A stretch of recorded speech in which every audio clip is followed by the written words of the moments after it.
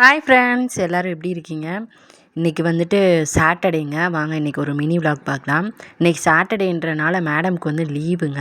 So என்னெல்லாம் atrocities பண்ணுறாங்கன்னு பாருங்கள். சோஃபா வந்து நகர்த்தி போட்டு வண்டி ஓட்டுறாங்களாமா. ஸோ டிவி பார்த்துட்டே அவள் ஃபுல் டே இப்படி தான் ஸ்பெண்ட் பண்ணா. நான் வந்து லஞ்சுக்கு வந்துட்டு சாப்பாடு வச்சுட்ருந்தேன். ஸோ மஹி வந்துட்டு ரொம்ப நாள் வந்துட்டு ஐஸ்கிரீம் வீட்டில் செஞ்சு கொடுங்கம்மான்னு கேட்டுகிட்டே இருந்தா.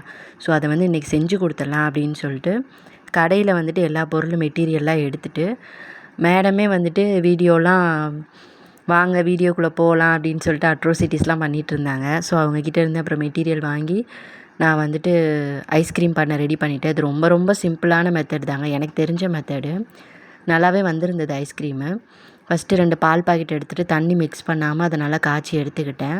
அதுக்கப்புறம் நம்மளோட ஃப்ளேவர் என்ன பிஸ்கட் இருக்கோ நமக்கு எந்த பிஸ்கட் பிடிக்குமோ அந்த பிஸ்கட் யூஸ் பண்ணிவிட்டு மிக்சியில் போட்டு அடிச்சுட்டு பால், அதுக்கப்புறம் வந்துட்டு சர்க்கரை, அதுக்கப்புறம் வந்துட்டு வெண்ணிலா எக்ஸ்ட்ராக்ட் ஏதாவது உங்களுக்கு வேணும், இல்லை ஃப்ரூட் எதாவது வேணும்னா அதோட மிக்ஸ் பண்ணிவிட்டு மிக்சியில் நல்லா பேஸ்ட் பண்ணிவிட்டு அதை வந்து இந்த மாதிரி ஒரு ஏர் கண்டெய்னர் பாக்ஸஸில் போட்டு உள்ளே நல்லா போட்டு செட் பண்ணிவிட்டு பிளாஸ்டிக் கவர் வச்சு நம்ம ஃப்ரிட்ஜில் வச்சிடலாம். ஸோ நானும் அப்படி தான் மேக் பண்ணியிருந்தேன்.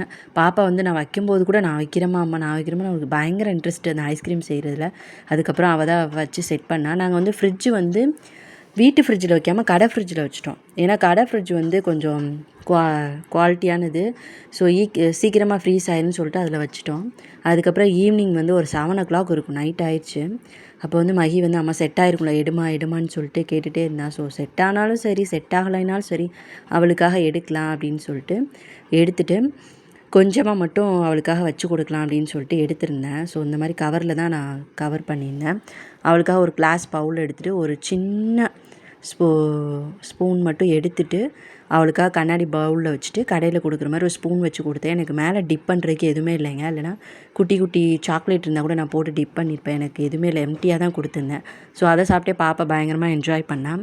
அதுக்கப்புறம் நைட்டு டின்னர் பார்த்திங்கன்னா என்னோடய ஹஸ்பண்டோட ஃபேவரட் குட்டி தோசையும் பட்டாணி குருமாவும் தான் வச்சுருந்தேன். சாட்டர்டே ஈவினிங் வந்து இப்படி தான் எங்களுக்கு போச்சு. குட்டி தோசை பட்டாணி கிரேவி வந்து செம காம்பினேஷன். உங்கள் வீட்டில் என்ன டின்னர்னு சொல்லிட்டு மறக்காமல் எனக்கு கமெண்ட் பண்ணுங்கள். இந்த வீடியோ பிடிச்சிருந்தா லைக் பண்ணுங்கள். பாய்.